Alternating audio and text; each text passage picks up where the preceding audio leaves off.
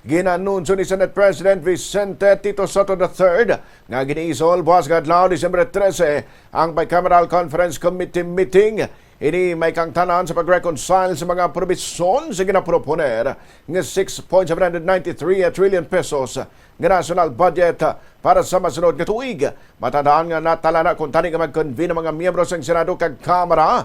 Umpisa kapon nga adlaw Disyembre 11 tubtob Disyembre 13. Ini matapos ginaprubahan sa upper chamber sa third kag final reading ang 2026 General Appropriations Act o kung GAA. Ginkumpirma man ni Senador Sherwin Gatchalian nga mong chairperson sa Senate Committee on Finance ang pagpospone sa mga bicameral meeting. Ginpahayag man niya nga hiwato ng pagsinapol sa Philippine International Convention Center o kung PICC. Napilian nga magaserbe nga tiglawas sa Senado sa Bicam sa Sherwin Gatchalian, Mark Villar, Pia Cayetano, JV Ejercito, Loren Legada, Kiko Pangilinan, Rafi Tulfo, Camille Villar, Ronald De La Rosa, Christopher Bongo, kag Amy Marcos. Samtang 11 naman ka mga kongresista ang napilian nga mangin na representante sang Kamara.